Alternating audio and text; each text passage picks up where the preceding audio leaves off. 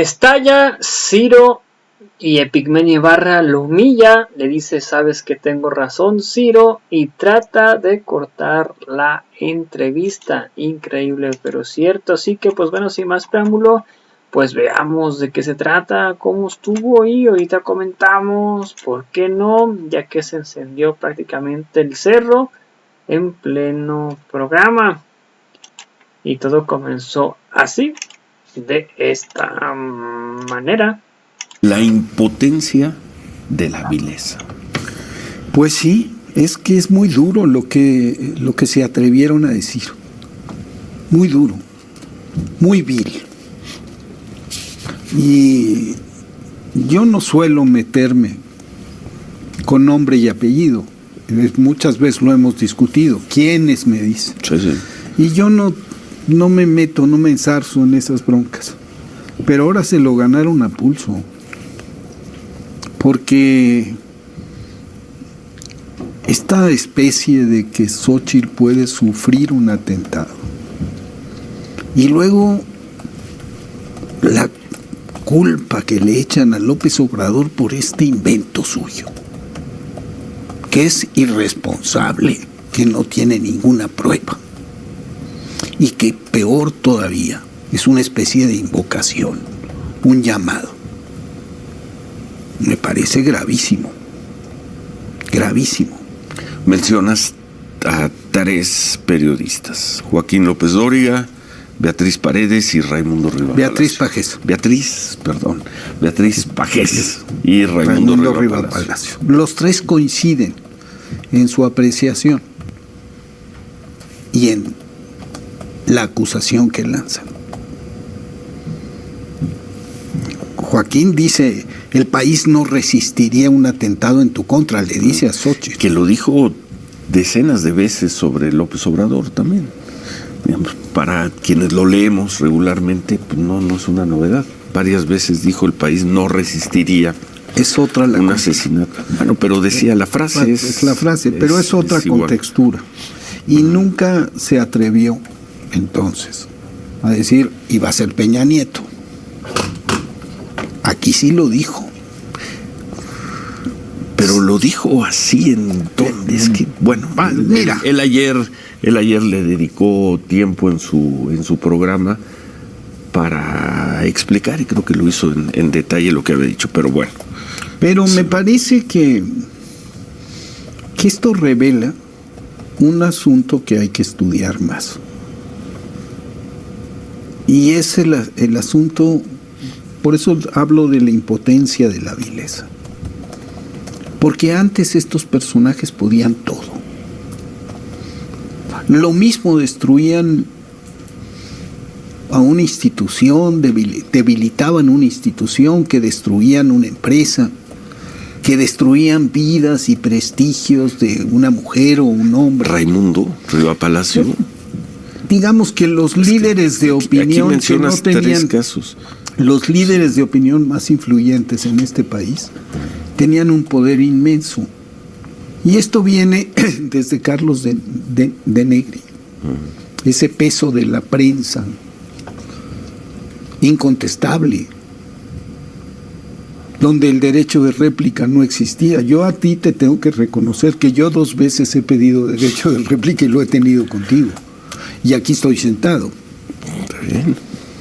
Pero hay otra gente que dice lo que le da la gana, inventa lo que le da la gana, ha vivido de rodillas frente al poder, ha servido hasta la ignominia al viejo régimen y ahora viene con estos asuntos. Entonces, me parece que lo que está claro es que antes podían todo y hoy ya no pueden. Entonces, solamente mayor a su vileza es su impotencia. Pero hoy ya no pueden, ¿qué? Hoy ya no pueden. El programa de Joaquín en radio de ayer y de hace una semana es muy parecido al de hace 3 años o 5, 10. Ya no tienen el mismo peso. Ya no tienen el mismo peso. Se creyeron aquello de líderes de opinión, de intérpretes del sentir de la mayoría de un país que no conocen, que no recorren, de Joaquín, una mayoría con la que no se rozan. Cualquiera de los tres. No. Cualquiera de los tres. Porque en la soledad de los estudios de televisión o de radio pueden pontificar, y eso se estilaba. Hoy está más complicado. ¿Por qué? Porque hay muchos medios de información. Y porque además ahí está la mañana. Ahí está la mañanera, hay más competencia, hay más acceso a otras fuentes no convencionales. Y está la mañanera.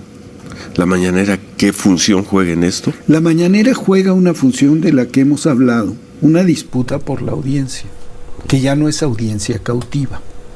Ese concepto de audiencia cautiva que tanto le gustaba a los mercadólogos y que a mi juicio era un denuesto, se ha perdido. La audiencia es cada vez más consciente, toma decisiones cada vez más claras, tiene de dónde elegir. En la televisión tiene el control, y tiene los streamers, y tiene el cable. En la radio tiene un mundo de opciones. Y desde el volante de tu coche. Hoy también tiene estación. Muchos otros medios de información en YouTube, en las redes, en donde tú quieras. Pero además... Y qué bueno, ¿no? Perfecto. Qué bueno. La otra cosa, esa vieja compostura, hipócrita a mi juicio, del poder frente a los medios también se ha roto. Porque yo sostengo que esa compostura, que era complicidad, también incubó el huevo de la serpiente. La prensa se volvió un lastre para el avance de la democracia en México, en la medida en que reproducía la ideología dominante en el sistema, más que otra cosa, más que convertirse en un servicio público. Era el sistema de aseguramiento de la pervivencia de la ideología del sistema. Hoy habla Riva Palacio del statu quo. En su columna, en el Financiero. Sí, el statu quo, ellos eran parte del statu quo. Nadie tan claramente definido como parte del statu quo que esta prensa corporativizada con el Estado, que lo sirvió. Entonces, y además está la cosa de la mañanera. Efectivamente, López Obrador ejerce un derecho de réplica de manera tenaz. Y según mi opinión, y puedo estar equivocado, desproporcionada. Digamos, aquí yo hablo 30 segundos de mi caso y regresamos contigo. Porque en varias ocasiones se ha referido a mí. Yo hago un programa aquí, hago un programa en la noche, ya algo ponemos en redes sociales, y él se viene encima con toda la fuerza de la investidura y con todo el poder. A mí, y puedo estar equivocado, me parece tremendamente desproporcionado. Además el tiempo que le dedica al tema. Él se viene encima con toda la fuerza de su palabra. Con toda toda la fuerza de su difusión y con toda la fuerza de su capacidad de reproducción en redes. Pues por lo pronto hay 2 o 3 canales de televisión que transmiten esto, 2 o 3 estaciones de radio que se ha vuelto un referente nacional. Pero bueno, si hay una proporción entre lo que opina un periodista en un programa de radio y lo que difunde desde Palacio Nacional a través de los medios públicos el presidente de la República, bueno, yo no lo veo así. Yo no veo ninguna proporción. El problema, Ciro, es que no es un periodista. Es lo único que yo acuso, es lo único que acuso, lo único. Lo demás sale. El problema es que no es un periodista. Es como lo que estamos viendo ahora. Es por contagio o por nado sincronizado. Pero tú dices de relaciones improbables entre Pajés y López Dóriga. Pues yo no sé si... Me cuesta imaginarme a Beatriz Pajés con Raimundo Riva Palacio ideando algo. No sé si ahora están cerca o no, pero a mí no sé si yo los conozco. No sé si hubo comunicación entre ellos, pero hay sincronía. Sincronía temática en un periodo determinado. De repente todos aparecen con el mismo asunto.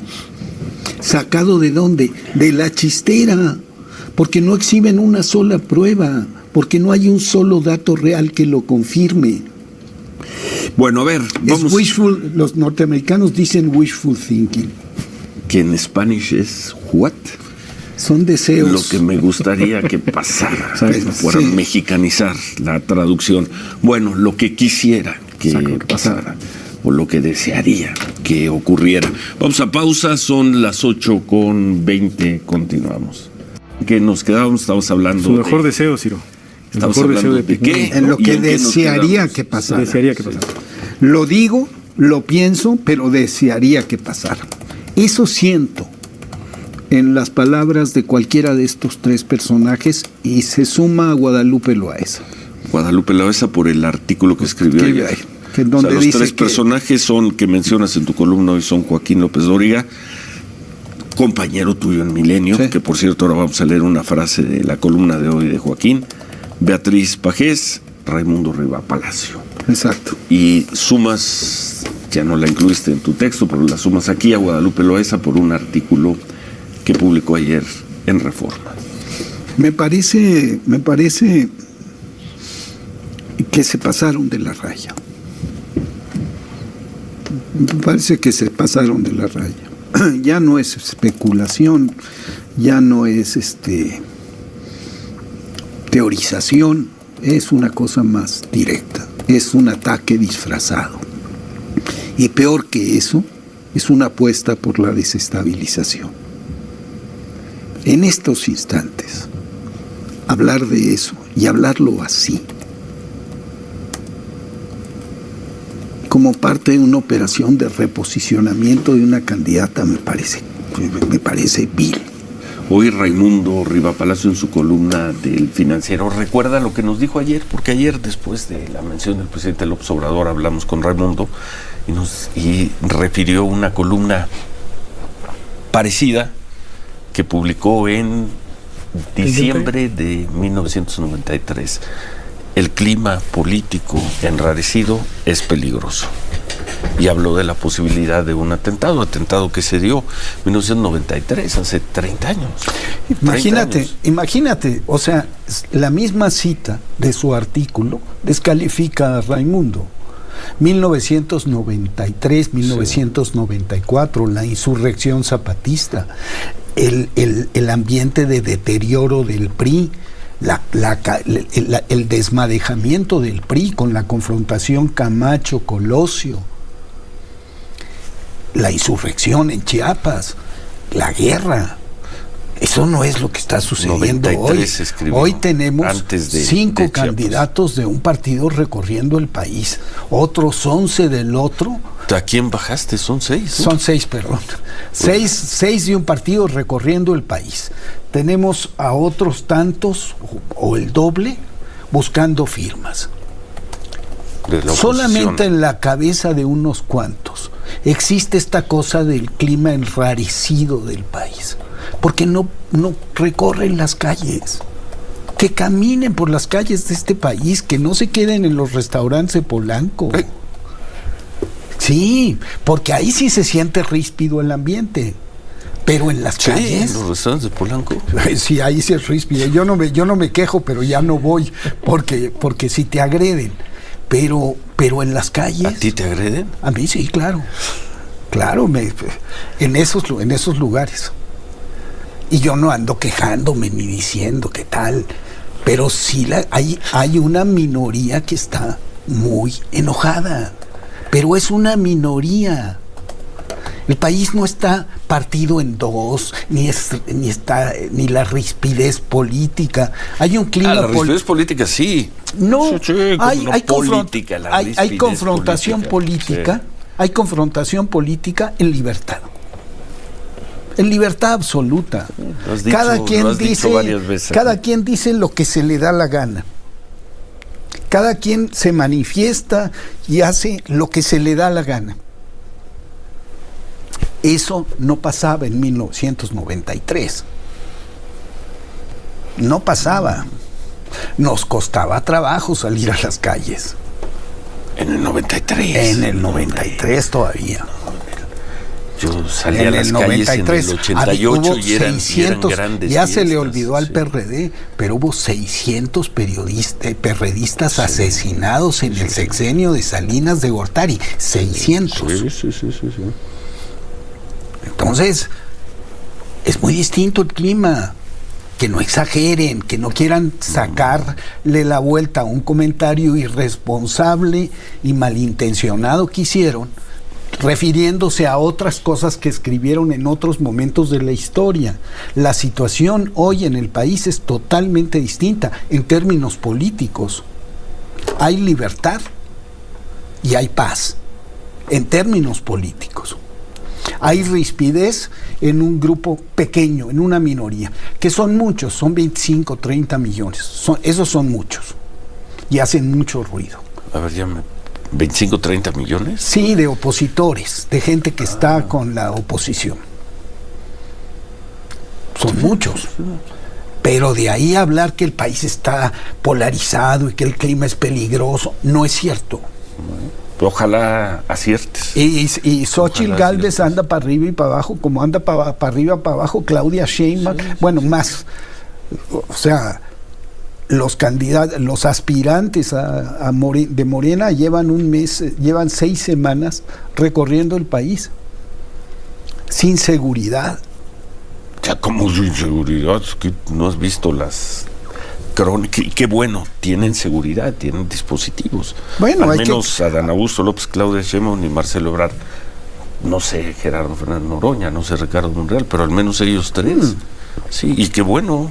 Pues sí, pero no se ve logística. un despliegue de seguridad ominoso como se veía antes. Como el presidente se mueve con bastante soltura en el país. Entonces, tenemos que diferenciar las cosas y asumir la responsabilidad de lo que escribimos y de lo que decimos. Y a mi juicio se pasaron los tres. Y se pasaron y es intolerable. Y no decir que se pasaron sería una omisión imperdonable.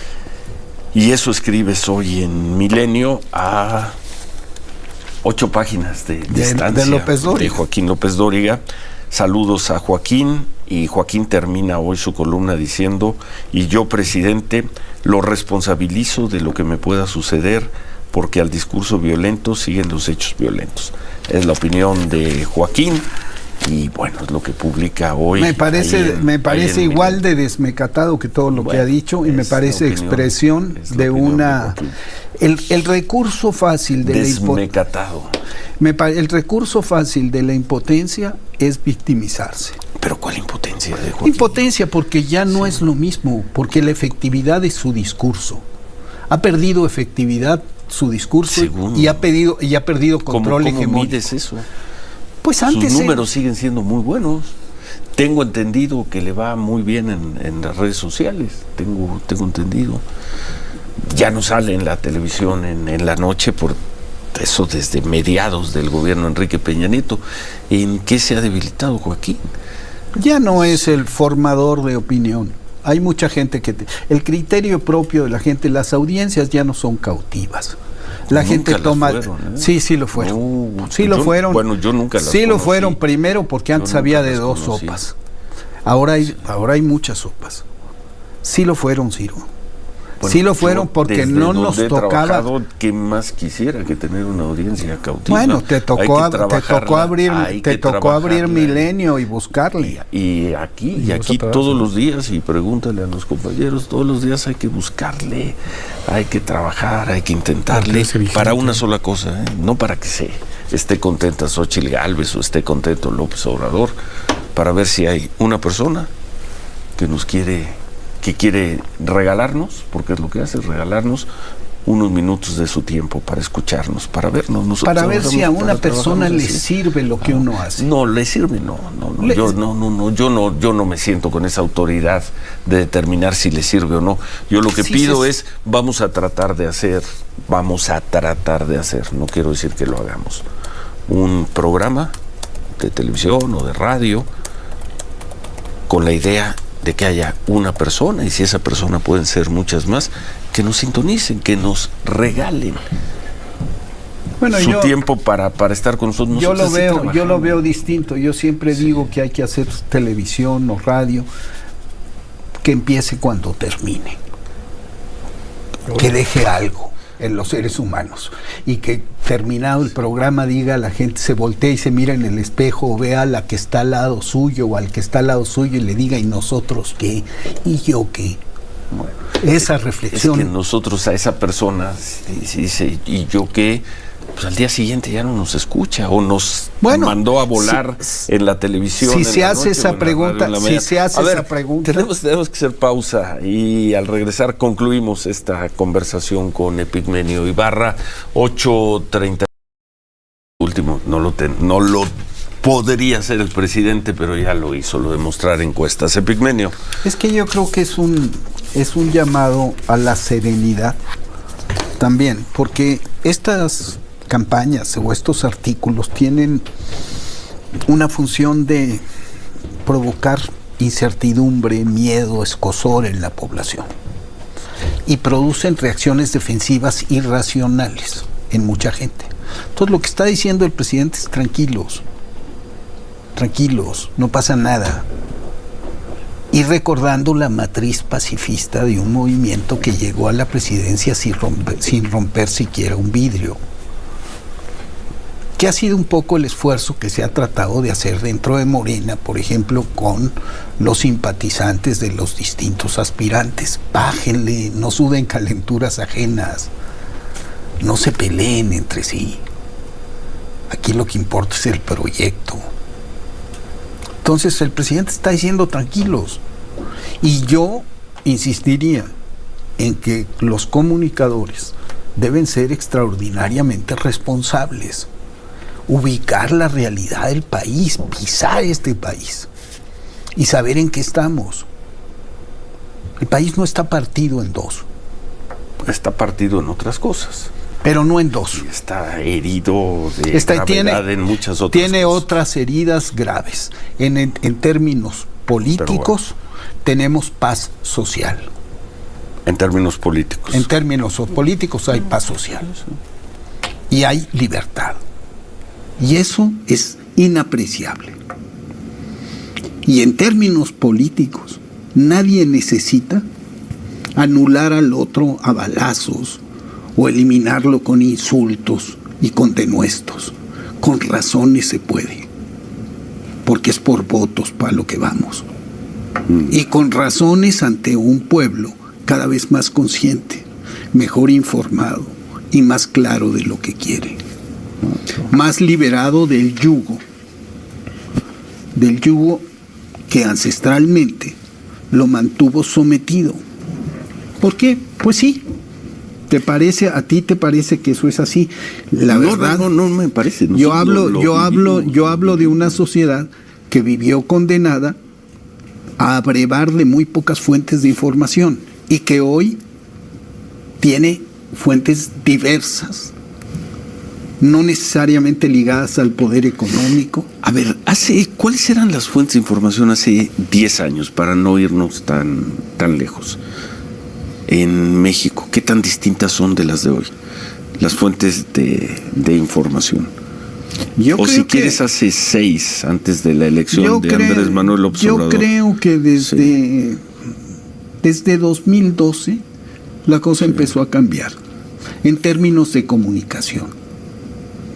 Hubo una democratización de las redes. El movimiento Yo Soy 132 fue una muestra, por ejemplo, de crecimiento informativo no convencional, por contagio. Y desde entonces empezó a crecer corrientes distintas de pensamiento y una forma de expresarse distinta, donde no todo estaba en los medios convencionales. Y eso empezó a influir en los medios convencionales. Los medios convencionales empezaron a sufrir un viraje para reempatarse con la sociedad. Yo lo que vi en lo que llamas medios convencionales fue una adaptación con el nuevo lenguaje. Y si tú ves hoy los resultados del consumo de información en redes sociales, buena parte de ese consumo está lo hemos visto, en El Universal, en Milenio, en Televisa, en fin, en los distintos medios de comunicación. Eso es lo que he visto.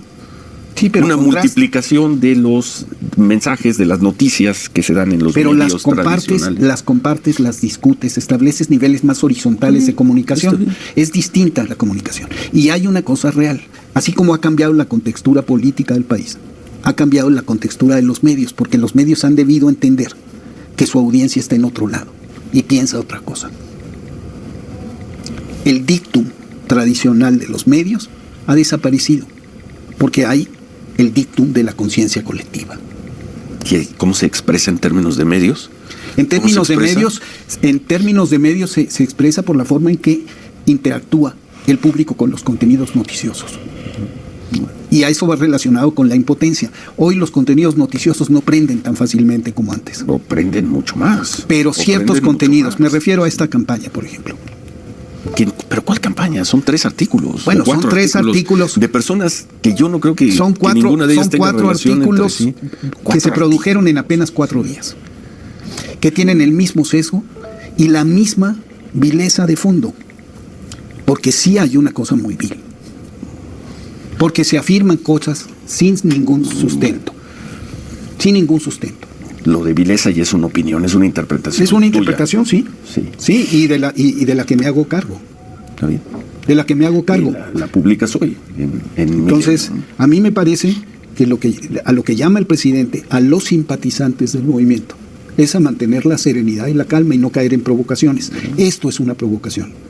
Una columna de López Dóriga es una provocación. El tono de la columna de López Dóriga es una provocación. Lo que dice hoy de nuevo es una provocación. Además de que, insisto, está desmecatado. O sea, ¿qué es desmecatado? En esta mañana. Se zafó del mecate. Anda. Bueno, pues saludos a Joaquín, compañero tuyo en Milenio, compañero y por mí muy querido compañero, aquí en Grupo Fórmula, muy querido. Pues sí, bueno. Yo desde aquí le digo, estuvo mal. Como se lo digo a Raimundo, como se lo digo a Guadalupe Loaesa, como se lo digo a Beatriz Pajés. Sí. Así no se hace democracia. Por cierto, hoy metieron de gratis a Héctor Aguilar Camín. Él no escribió sobre asesinatos. Yo por eso no tuve evidencia ni constancia de que eso hubiera sido así. Y me remitía a los tendría que haber sacado en las mentiras hoy. Metieron a... ¿Sí? ¿Sí qué? Sí metieron a Aguilar Camín. Sí lo metieron otra vez, hoy Aguilar Camín. Bueno, saludos también Héctor Aguilar Camín. ¿Algo más, Epigmenio? Nada más, sí. Bueno, pues nada más, sí. Lo volvieron a meter. En fin, gracias. Gracias a Epigmenio. Buen día, señor. Epigmenio Ibarra. ¿Qué más? La Real Academia de Lengua Española dice que... A ver. Bueno, pues ahí está el mismísimo Epigmenio Ibarra poniéndole unas tremendas cátedras al mismísimo Ciro Gómez Leiva, que es totalmente un chayotero de lo peor. No sé ustedes qué opinan al respecto de esto. Pero pues así es, así fue y así será, así se manejan a base de dinero, son totalmente unos mercenarios, tanto López Dóriga, tanto como Aguilar Camín, como Riva Palacios, como Ciro Gómez Leiva, Loretito y compañía, son de lo peor. Gustavo Alemán, prácticamente chayoteros a más no poder. No se casan de tanto dinero que hicieron ya, hasta hacer un yate el mismísimo López Dóriga. Como fíjense cuánta cantidad de dinero no van a tener como para comprarse un vil yate. Increíble, pero cierto.